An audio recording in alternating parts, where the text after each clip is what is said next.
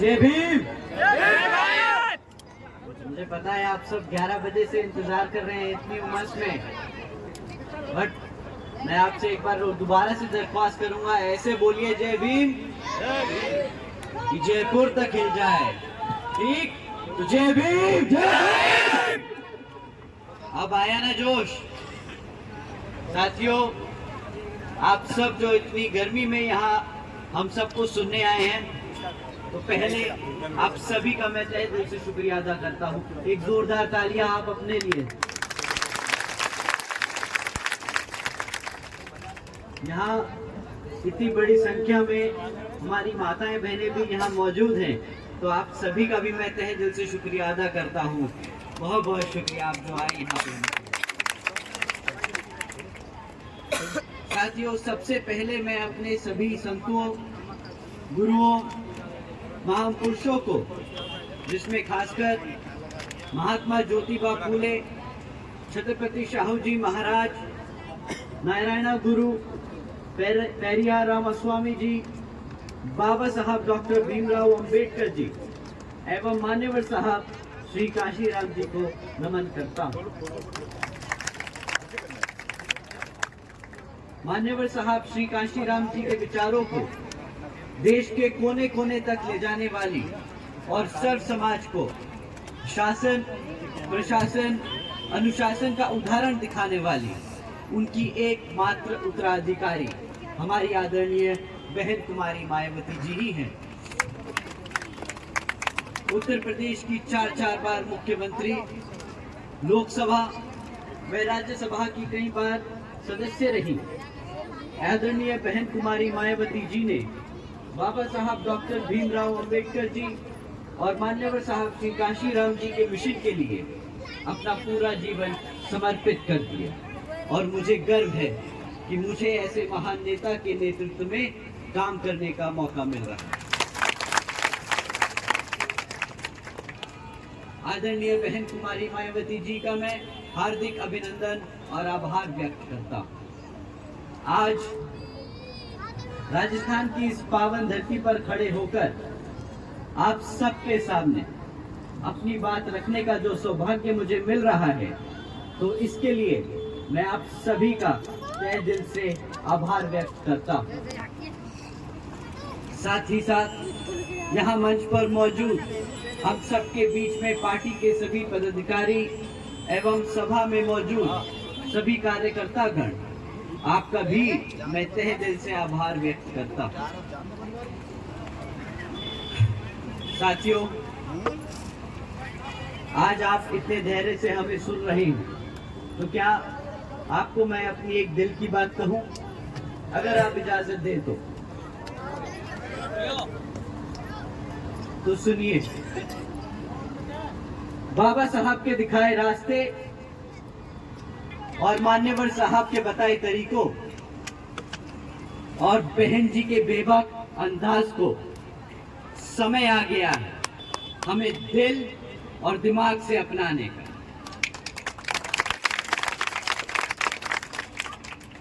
मैं पूछता हूं क्यों घबराते हो तुम?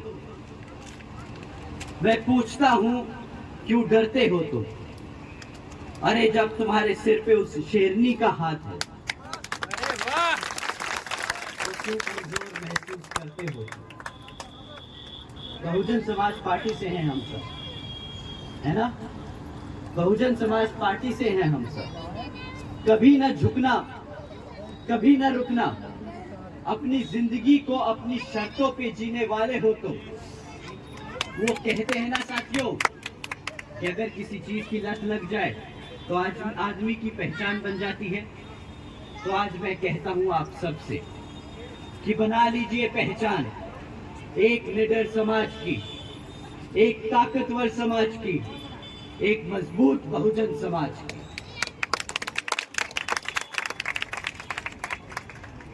साथियों, बाबा साहब डॉक्टर भीमराव अंबेडकर जी ने लोकतंत्र की कुछ इस तरह व्याख्या की थी। बाबा साहब ने ये अंग्रेजी में लिखा था, तो पहले मैं वैसे ही पढ़ूंगा जैसा बाबा साहब ने लिखा और फिर हिंदी में आप सबको समझाऊंगा। बाबा साहब ने लोकतंत्र की कुछ इस तरह व्याख्या की थी, a form and a method of government whereby revolutionary changes in the economic and social life of people are brought about without bloodshed. बाबा साहब जी का कहने का क्या मतलब है? इंग्लिश में बताया, अब हिंदी में समझाते हैं। साथियों, बाबा साहब के विचारों का भारत कुछ इस तरह था। स्कूलों में जहाँ पे बच्चों के साथ भेदभाव ना हो, ऐसा है बाबा साहब के विचारों का भारत। जहाँ पर महिलाओं पर अत्याचार ना हो, ऐसा है बाबा साहब के विचारों का भारत।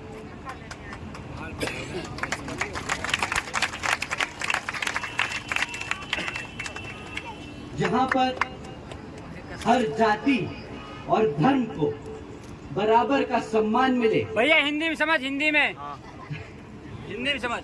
कहाँ है? जहाँ पर हर जाति और धर्म को बराबर का सम्मान मिले, ऐसा है बाबा साहब के विचारों का भारत। हकीकत तो ये है साथियों कि आज यहाँ राजस्थान में जो कांग्रेस की सरकार चल रही है, वह खाली बहुजन समाज नहीं, सर्व समाज विरोधी है। कांग्रेस की सरकार ने वादा किया था 5 साल पहले कि बेरोजगार युवाओं को 3500 रुपए महीना दिया जाएगा। कांग्रेस की सरकार ने वादा किया था सस्ती गैस सिलेंडर देने का। कांग्रेस की सरकार ने वादा किया था कई लाखों युवा जो यहाँ मौजूद हैं, उन सबको रोजगार देने का। यही वो कांग्रेस सरकार है जिसने वादा किया था हमारी महिलाओं को मुफ्त शिक्षा देने का। साथियों, अब जब राजस्थान में चुनाव हम सबके सर पर हैं, तो कांग्रेस की सरकार के साथ साथ उनके मुख्यमंत्री एवं नेता सब आप लोगों के बीच में फिर आएंगे और फिर ही इसी तरह के वादे दोहराएंगे। पर हकीकत तो ये है कि राज्य की कांग्रेस सरकार न हमारे युवाओं को दे पाई रोजगार, ना दे पाई हमारे बेरोजगार युवाओं को 3500 रुपए महीना, ना दे पाई हमारी महिलाओं को मुफ्त शिक्षा। दिया है इस कांग्रेस सरकार ने हमारी जनता को तो सिर्फ और सिर्फ धोखा। दिया है इस कांग्रेस सरकार ने हमारे युवाओं को तो सिर्फ झूठ और झूठा भरोसा। साथियों, समय आ गया है यहाँ की कांग्रेस सरकार को हकीकत समझाने का। साथियों, हकीकत तो ये है कि यहाँ की कांग्रेस सरकार हमारी माताओं और बहनों को सुरक्षा तक न दे पाई। सिर्फ पिछले 5 सालों में 1 लाख से ज्यादा महिलाओं पर हुए अत्याचारों के केस दर्ज किए गए। ये तो वो है जो दर्ज किए गए, इतने हजारों केस होते हैं जो दर्ज भी नहीं किए जाते। चाहे वो एक महिला का गैंग रेप कर मर्डर करने का केस हो, चाहे वो एक महिला शिक्षिका का जिंदा जलाने का केस हो, चाहे वो एक 9 साल की छोटी सी बालिका का बलात्कार कर गला घोट उसकी हत्या करने का केस हो। साथियों, आज मैं आपसे सच में पूछना चाहता हूं कि जो सरकार अपनी बहन बेटियों को सुरक्षा ना दे पाई, क्या उसके मुख्यमंत्री को गद्दी पे बैठने का हक है? थोड़ा तेज बोलिए, जयपुर तक आवाज जानी चाहिए। तो मुख्यमंत्री जी, जो झूठ और धोखा आपने हमारी यहां गरीब जनता को दिया है, ना ये जनता भूली है और आने वाले आम चुनाव में ना आपको ये भूलने देगी। साथियों, मेरा ये गुस्सा व्यक्तिगत नहीं, मैं दुखी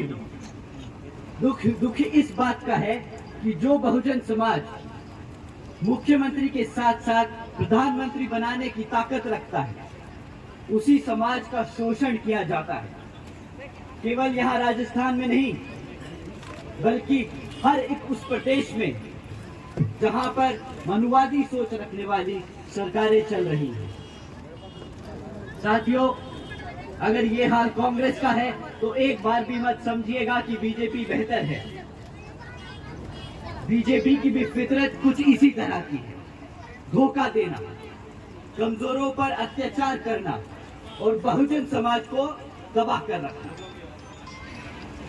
साथियों, कुछ लोग रेडियो पर आके आपको अपनी मन की बात सुनाकर वोट ले गए आपका। ये बात सच है कि नहीं? हाथ उठा के बता दीजिए कि सच है कि नहीं। और अब जब हम सब, हमारी पूरी जनता, हमारा पूरा समाज परेशान और बेहाल है, तो क्या कहते हैं? क्या कहते हैं? अरे हम तो फकीर आदमी हैं, झोला उठाकर चल पड़ेंगे। साथियों, जिम्मेदारी से पल्ला झाड़ना तो कोई हमारे प्रधानमंत्री जी से सीखे। प्रधानमंत्री जी की सरकार ने वादा किया था 10 करोड़ नौकरी देने का। केंद्र की सरकार ने वादा किया था गरीबी खत्म करने का। क्या यहाँ बैठे मेरे सभी साथियों के लिए मैं पूछना चाहूंगा, क्या आप लोगों की लग गई नौकरियां? साथियों, नौकरी तो लगी नहीं, पर उन्होंने वादा किया था कि महंगाई कम करेंगे। क्या आप लोगों के लिए महंगाई हुई कम? नौकरी नहीं लगी, महंगाई कम नहीं हुई। साथियों, क्या आप लोगों के लिए बड़ी आमदनी, जो बची कुची नौकरी लगी थी, क्या बड़ी आमदनी? आमदनी नहीं बढ़ी।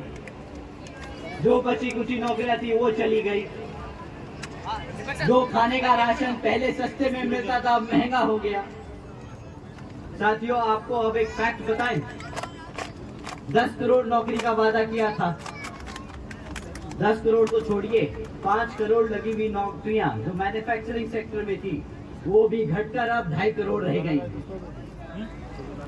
जो महंगाई का ढिंडोरा पीट रहे थे, जिसके बल पे वो केंद्र की सरकार में आसीन हुए, क्या कहा था कि 50 रुपए का पेट्रोल बहुत महंगा है। साथियों, आज मैं आप सबसे पूछना चाहता हूँ, क्या इन लोगों को शर्म नहीं आती? जब पेट्रोल 100 रुपए का हो गया है, क्या उनको अब महंगा नहीं लग रहा ये? साथियों, जो गरीबी खत्म करने निकले थे, आज नोटबंदी जैसे काम करने के बाद शायद गरीबी को खत्म कर चुके। 2014 में 2 करोड़ 70 लाख लोग जो गरीबी की रेखा के से नीचे थे, आज उनकी संख्या बढ़कर पता है क्या हो चुकी है? 13 करोड़ से ज्यादा हो चुकी है। साथ तो मैं पूछता हूँ, क्या यही थे अच्छे दिन? क्या इन्हीं अच्छे दिनों के लिए वादा किया था केंद्र की सरकार ने आप सबसे? बताइए साथियों, क्या यही अच्छे दिनों का वादा किया था? अगर ना है तो एक बार चिल्ला के ना बोल दीजिए ताकि दिल्ली तक आवाज पहुंच जाए। बताइए, क्या यही था? साथियों, आज हम भाजपा, कांग्रेस और राज्य के मुख्यमंत्री जी को मन की बात नहीं, एक काम की बात समझाने आए। काम की बात से पहले उन्हें बता दें कि एक लीडर होता कैसा है, एक मुख्यमंत्री होता कैसा है और एक प्रधानमंत्री जी को होना कैसा चाहिए। साथियों, बहन जी की 4 बार की उत्तर प्रदेश की सरकार में क्या कानून व्यवस्था के साथ साथ सामाजिक व्यवस्था के लिए भी अनेकों काम किए गए। बहन जी ने देश में पहली बार सरकारी कॉलेजेस में स्टूडेंट हॉस्टल्स में अन्य पिछड़े वर्गों के छात्रों के लिए 27% आरक्षण की व्यवस्था तय की। बहन जी ने हमारे सभी संतों, गुरुओं व महापुरुषों के सम्मान में कई जिले और कई यूनिवर्सिटीज के नाम रखे। ताकि हमारे आने वाला भविष्य हमारे महापुरुषों को नाम भूले। जैसे गौतम बुद्ध यूनिवर्सिटी, अंबेडकर यूनिवर्सिटी, छत्रपति शाहू जी महाराज यूनिवर्सिटी, महात्मा ज्योतिबा फूले नगर, महामाया नगर, संत कबीर नगर एवं गौतम बुद्ध नगर। बहन जी ने साथ ही साथ अपनी बच्चियों का बखूबी ध्यान रखा। बहन जी ने सावित्रीबाई फूले बालिका शिक्षा योजना के तहत 7 लाख से ज्यादा बच्चियों को 12वीं तक की शिक्षा प्राप्त करने हेतु 600 करोड़ से ज्यादा की लागत इन बच्चियों को अपने पैरों पर खड़ा कर एक उज्जवल भविष्य देने के लिए खर्च की।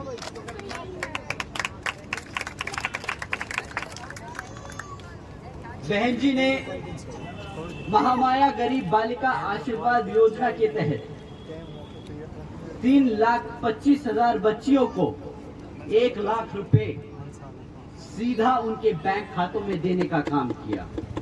साथियों, आदरणीय बहन कुमारी मायावती जी ने इस योजना के तहत 3,250 करोड़ रुपए सीधा अपनी बच्चियों को दिए।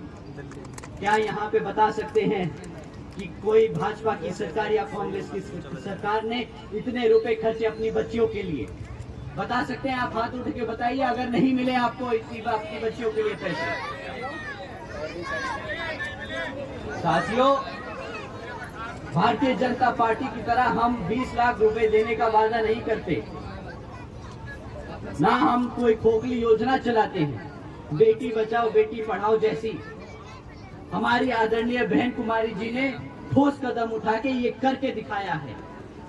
जैसा कि उन्होंने उत्तर प्रदेश में किया, ऐसा ही यहाँ पे हमारे बच्चों के लिए इस प्रदेश में होगा अगर आप बसपा को वोट डालकर आने वाले आम चुनाव में यहाँ पे बीएसपी की सरकार स्थापित करेंगे।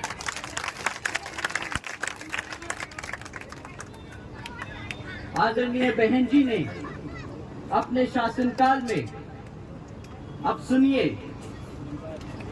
बहन जी ने अपने शासनकाल में 12,500 करोड़ की लागत से हमारे SC, ST, OBC एवं अन्य आदिवासी समाज के 3,50,000 से ज्यादा परिवारों को अपना खुद का घर देने के तहत, महामाया आवास योजना के तहत अपना खुद का घर दिया।